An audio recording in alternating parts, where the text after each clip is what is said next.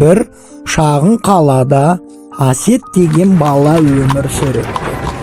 Ол бай әрі құрметті адам болуды армандайтын, бірақ оған қалай жетуді білмейтін. Бір күні ол әкесіне келіп былай деп сұрады: «Әке, неге кейбір адамдар байып кетеді, ал басқалары өмір бойы кедей болып қалады?» Әкесі жымиып былай деп жауап берді: «Бәрі мамандық білімге байланысты, балам. Кімде-кім өз білімін дұрыс пайдалана білсе, ол әрқашан жеңіске және байлыққа жетеді, балам. Бірақ көрші Ардақ көп нәрсе біледі, сонда да кедей», айтты Әсет. «Тек қана білімді білу ол аз, балам. Білімді дұрыс қолдана білу керек. Арманыңа қалай жетуге болатынын білгің келе ме, балам?» Әсет басын изеді. Әкесі бір парақ қағаз алып, оған былай деп жазды: «Бірінші, қай салада үздік маман болғың келетінін таңда. Екіншісі, жұмысты білетін, тәжірибесі бар адамдардан үйрен. Үшінші, күн сайын жұмысты үйренде, шаршамай жаса, шебер болғанға дейін». Әсет ойланып қалды. Ол ауылда Жанат деген темірші бар екенін білді.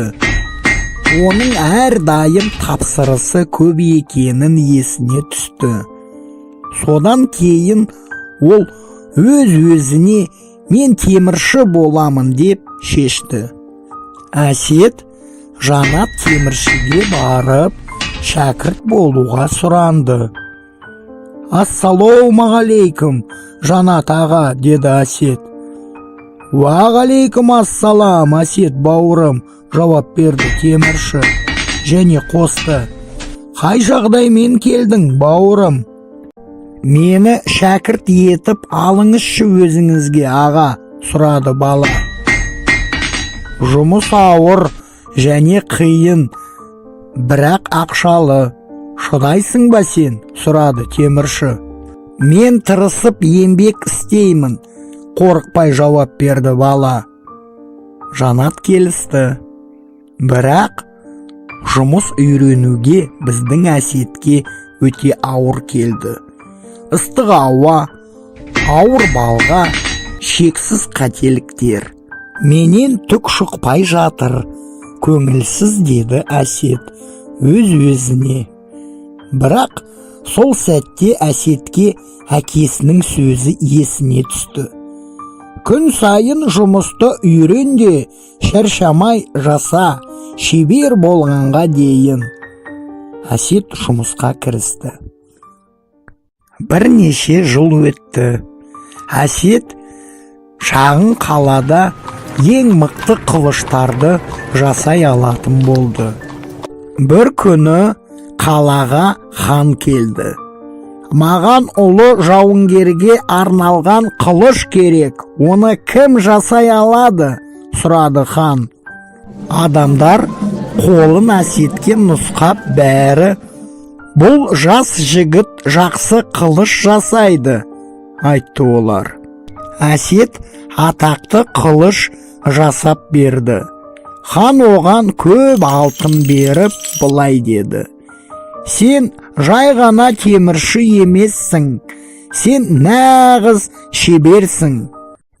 Сол сәтте Әсет әкесінің сөзін түсінді. Байлық әдейі мамандық білім білетін кісілерге және оны дұрыс қолдана білген адамға келеді. Содан бастап ол өзгелерге шеберлікті үйретіп былай дейтін болды: «Нағыз алтын ол білім. Егер сен шебер болсаң, байлық өзі келеді».